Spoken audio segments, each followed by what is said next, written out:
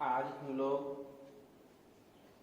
11th class के जीव विज्ञान विषय में एक महत्वपूर्ण टॉपिक संघ सिलेंट्रेटा या नाइटेरिया को पढ़ने का प्रयास करेंगे, समझने और सीखने का प्रयास करेंगे।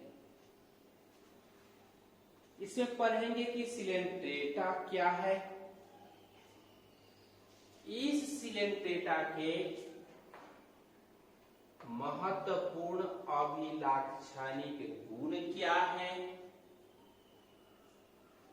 फिर उसके बाद हम लोग पढ़ेंगे कि यह जो सिलेंट्रेटा है इसका क्या इंपोर्टेंस है। सबसे पहले परिभाषा पर विचार करें कि जंतु जगत के सदस्यों का ऐसा संघ जिसका शरीर द्विजनन स्तरीय डिप्लोब्लास्ट अर्थात शरीर में दो लेयर है, एक्टोडर्म का और इंडोडर्म का, बाह्य जनन स्तर है और अंतः जनन स्तर है। फिर इसके सदस्य उत्तक स्तर के होते हैं, बहुकोषीय है, उत्तक का निर्माण हुआ है, परंतु अंग या अंग तंत्र जैसे कोई भी रचना नहीं पाई जाती है। इसके शरीर के भीतर मध्य में एक बड़ी गुहा पाई जाती है, बड़ी कैविटी पाई जाती है। इसी को हम लोग सिलेंट्रॉन कहते हैं। इसके स्पर्शक में दंश कोशिकाएं पाई जाती है, स्टिंगिंग सेल्स पाया जाता है, जो भोजन करते समय सक्रिय जो भोजन है भागने वाला उसको मार करके बेहोश कर। सभी सदस्य जलीय होता है, सिलेंट्रेटा या नाइटेरिया कहलाता है। इसका उदाहरण है हाइड्रा, ओवेलिया, ऑरेलिया, मैट्रिडियम या सी anemone, Portuguese man of war या फाइसेलिया। अब हम लोग देखते हैं इसके महत्वपूर्ण लक्षण पर विचार करते हैं। सिलेंट्रेटा का महत्वपूर्ण लक्षण, शरीर संगठन बहुकोषीय है, उत्तक स्तर का है और द्विजनन स्तरीय है। दोनों जनन स्तर के बीच में एक नॉन जिलेटिनियस लेयर, तरल लेयर मीजोगिलिया पाया जाता है। सभी स्थानबद्ध है, कुछ मुक्त जीवी है, गतिशील भी है और सभी जलीय है। इसमें से अधिकांश की बात करते हैं या कुछ स्थानबद्ध है और कुछ में गति और प्रचलन होता है। पोषण जंतु संपोषण होता है, परपोषी पोषण होता है। इसके कुछ सदस्य में गति और प्रचलन नहीं होता, जैसे ओवेलिया का पॉलिप अवस्था, कॉरल और कॉरल रीफ। लेकिन कुछ सदस्य जो मुक्त जीवी है उसमें गति और प्रचलन होता है नहीं। अब हाइड्रा टेंटिकल से मेडुसा ओवेलिया का और ओरेलिया का गति और प्रचलन करता, एक स्थान से दूसरे स्थान तक आवश्यकता अनुसार आ जा सकता है।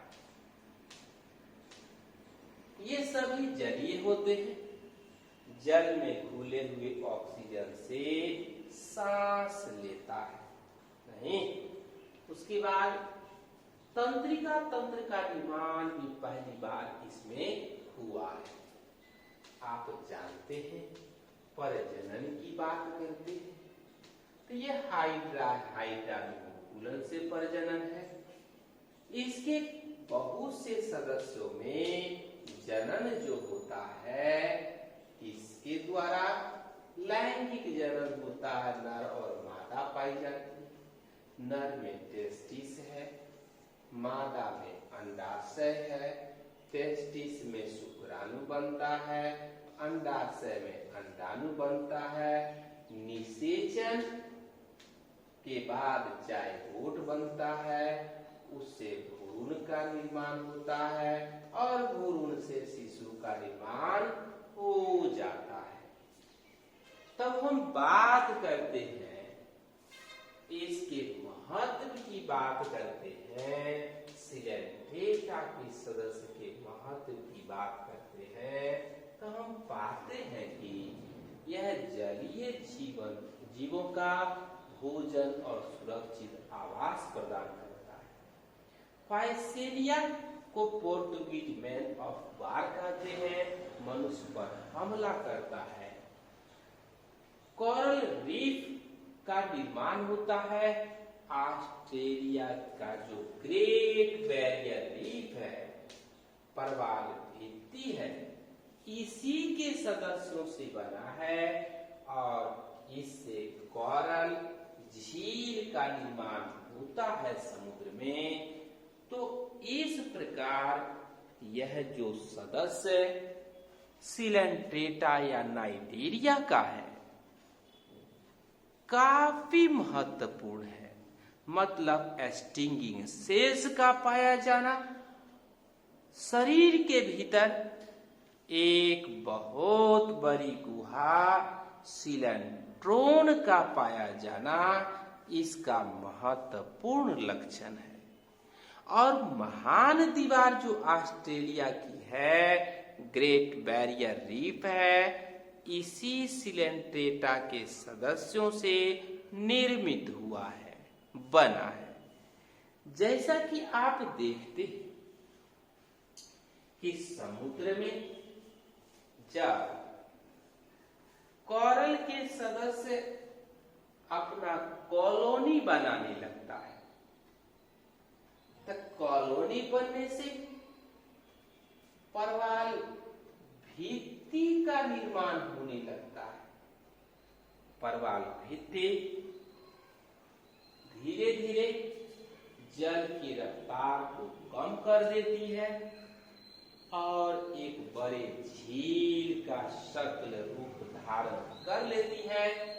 इसी को हम प्रवाल झील कहते हैं।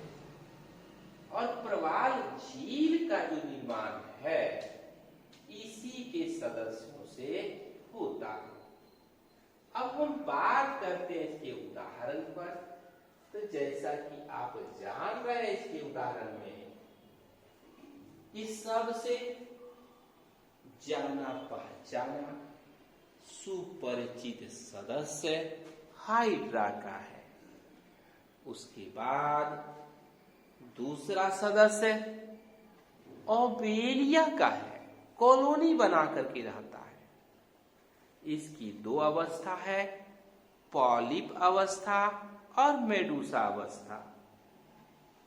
पॉलिप अवस्था में मुख्य अवस्था है जिसमें शाखाएं शाखाएं कॉलोनी बनती जाती है।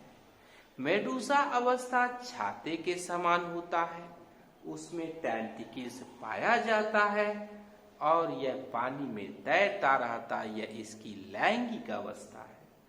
ऑरेलिया में भी मेडूसा अवस्था विकसित है और मैट्रिडियम जिसको सी एनीमोन कहते हैं यह भी इसका सुपरिचित सदस्य है।